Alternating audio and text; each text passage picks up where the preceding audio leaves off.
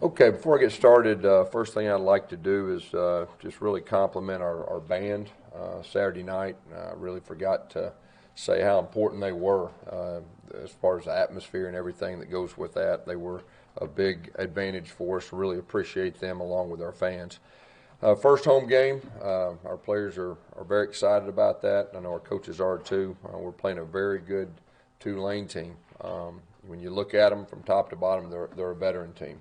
A veteran team, special teams, offense, defense. They've won 6 out of their last 7 games, and you can tell they're extremely well coached. And it's really one of the better teams, non-Power 5, that we played since I've been the head coach. So very impressed with them, and we know we're going to get their best. From our standpoint, obviously we had a big emotional win on Saturday. We got to put that in our rearview mirror. And our challenge now is to make the biggest improvement of the season from game 1 to game 2. Real proud of the way that our guys fought. Showed a lot of guts. It's one of the biggest comebacks we've had in a long time and all that. But we just really got to correct our mistakes. There was a lot of mistakes in all 3 phases. We've got to correct those things, and really that's our message. And so the penalties and everything that goes with that. Looking forward, like I said, to the being at home.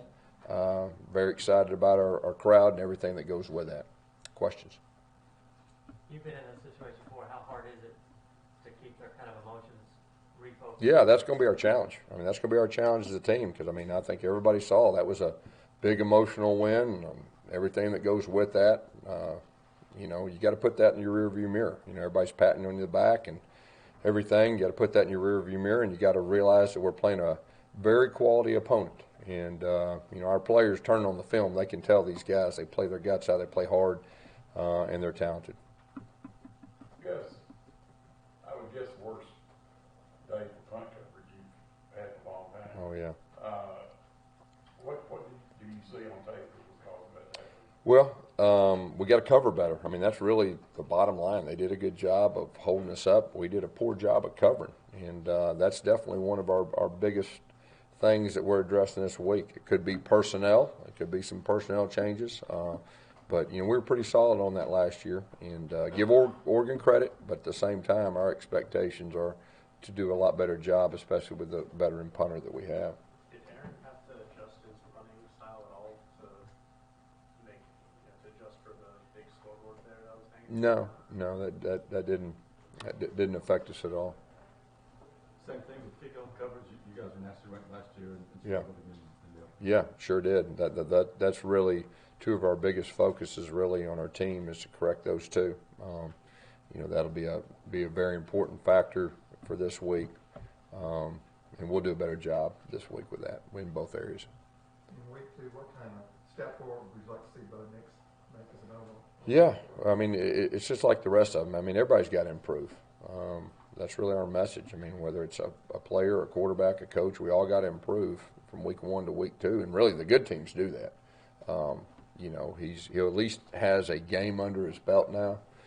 There's a lot of things that he knows he could be better than he was the first game, and so we all expect to improve.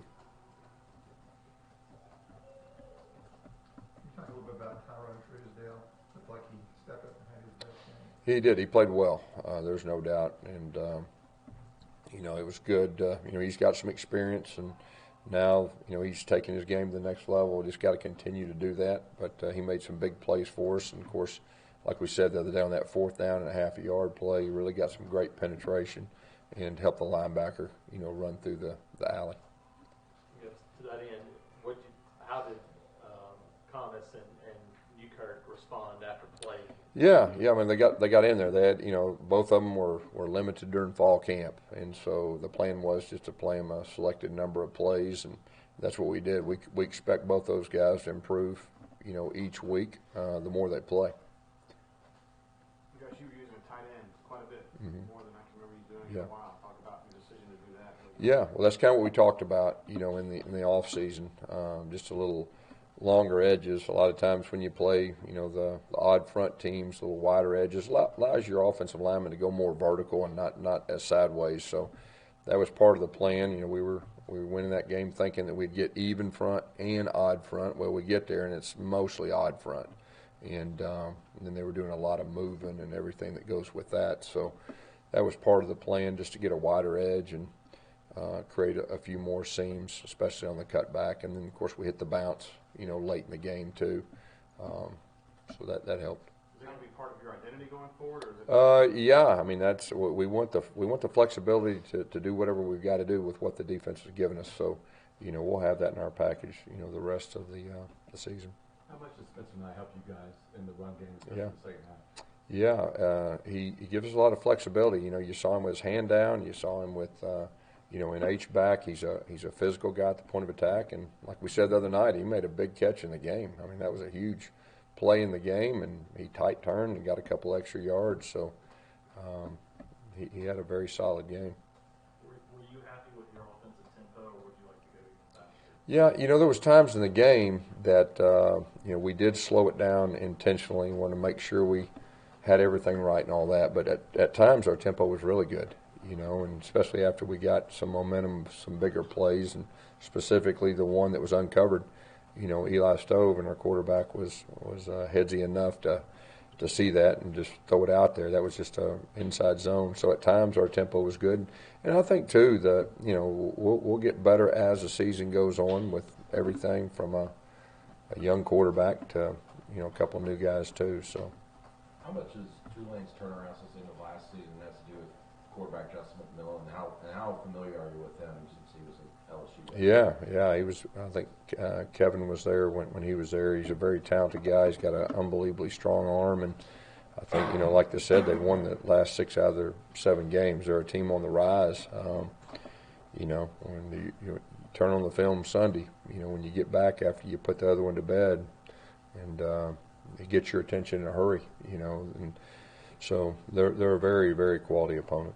When you went back and watched the film, what do you think made the running game so much more effective in the second half than the first? Probably it was just, being a little bit more committed to running the ball, and, having a wider edge like we talked about, and just trying to go downhill at them a little bit.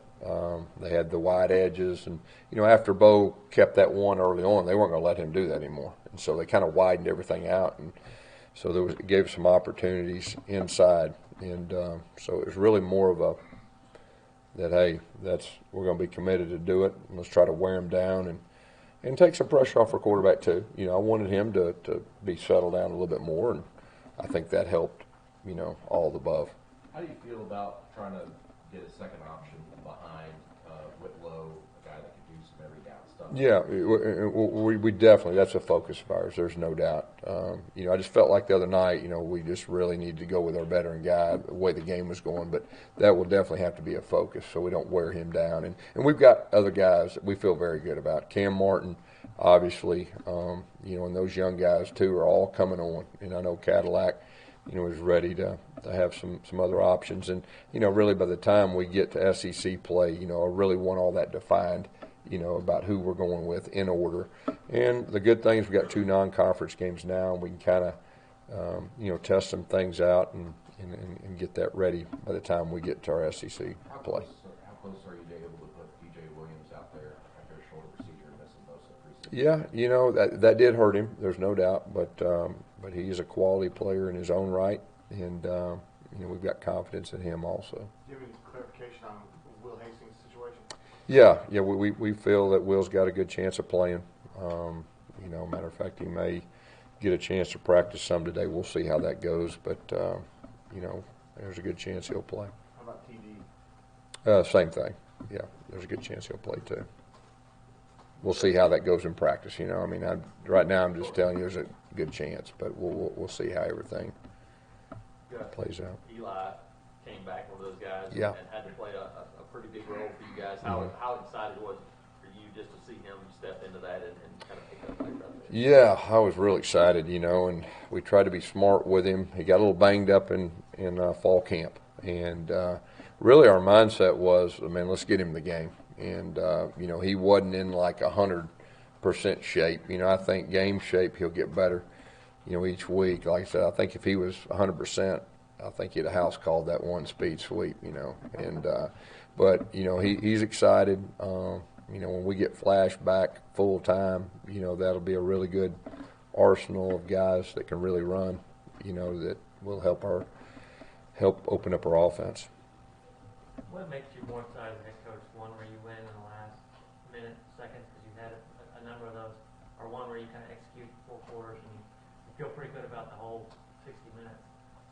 Tell you what, you like both of those options, really. The good thing when you don't play your best and you make a lot of mistakes and you win, it gives you a better chance as a coach to correct those things and everything that goes with it. So, that'll be a good thing for us. Our guys, they see the film. We didn't execute like we should in a lot of things. Now, give the other team credit. I mean, they're, like I said, they're a quality team. And but I like it when we go out there and execute, at a high level. But that win a game like that, a lot of times it's how you win. And with a freshman quarterback and a team that is down 16 or whatever we're down third quarter, and find a way to come back and win, you can take that the rest of the season. In every scenario, every time you're down, every time you face adversity, that may be the biggest plus of anything, moving forward. Just team dynamics, trusting each other, trusting coaches trusting players, vice versa, everything that goes with that. What were your feelings on your receivers blocking on run plays? Oh, we got to get better. We got to be more physical. We got to get better. That's one of our messages. We got to get better. Anything else? Thank you all. Thank you.